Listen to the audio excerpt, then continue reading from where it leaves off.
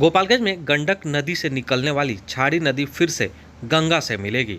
जल संसाधन विभाग की ओर से नदी की सफाई का कार्य शुरू कर दिया गया है। हीरा पाकड़ से निकलने वाली छाड़ी नदी सारण में गंगा में मिलेगी। वहीं छाड़ी नदी के निरीक्षण करने पहुंचे सांसद एवं जदयू के राष्ट्रीय कोषांग अध्यक्ष डॉक्टर आलोक कुमार सुमन ने कहा है कि छाड़ी नदी का अस्तित्व काफ़ी पुराना है।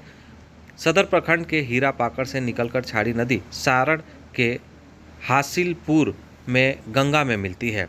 नदी के पुनर्जीवित करने के लिए उन्होंने मुख्यमंत्री नीतीश कुमार से मिलकर मांग उठाई थी, जिसके बाद सरकार ने सांसद की पहल पर नदी की सफाई के लिए कैबिनेट से मंजूरी दे दी।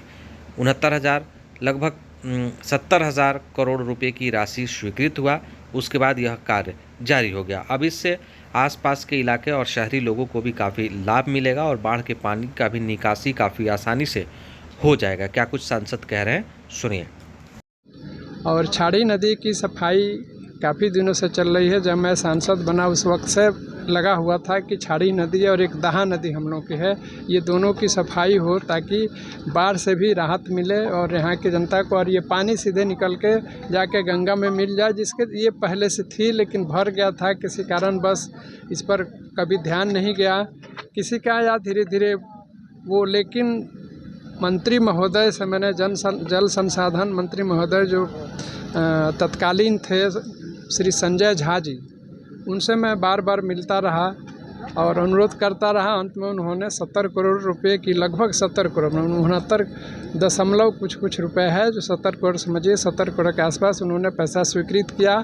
खुद उन्होंने कुछ महीने पहले, इलेक्शन के कुछ महीने पहले उन्होंने आके निरीक्षण किया। उस वक्त मैं भी उनके साथ था, सारे हमारे पदाधिकारी भी साथ थे, निरीक्षण हुआ। उसके बाद इसमें काम शुरू हो गया और ये काम लगभग पूरा हो चुका है। हम लोग के गोपालगंज का स्ट्रेच 53 किलोमीटर पड़ता है टोटल। ये गंगा, छपरा और सिवान, गोपालगंज मिल के, और वहाँ गंगा नदी तक पहुँचने में, हाजीपुर में जो गंगा नदी में जाकर मिलती है, 170 किलोमीटर है, जिसमें हम लोगों का 53 किलोमीटर है। 53 किलोमीटर में 44 किलोमीटर का काम पूर्णतः लगभग कंप्लीट हो चुका है। थोड़ा सा बाकी है, उसमें कुछ व्यवधान है, वो भी क्रमशः चल रहा है।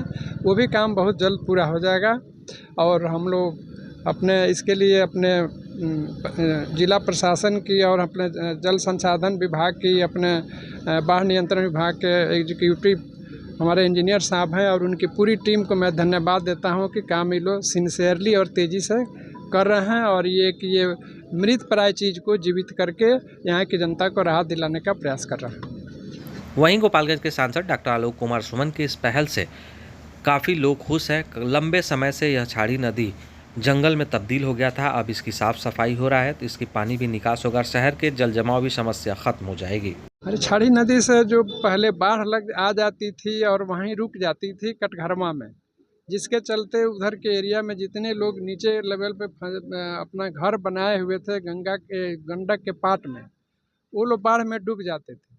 अब ये चूँकि बहुत पहले से ये नदी थी कि बाढ़ को इधर से मोड़ दिया जाता था, ये पानी गंगा में जाके मिल जाती थी तो लोगों को बाहर से राहत मिलती थी, फसल कम बर्बाद होता था, लोगों को राहत होती थी, सरकार की भी पैसे की क्षति होती थी और हमारे किसान भाइयों की भी क्षति होती थी, जान माल की भी क्षति, फसल की क्षति। उस सबसे अब रुकावट मिलेगी, उस सबसे फ़ायदा होगा।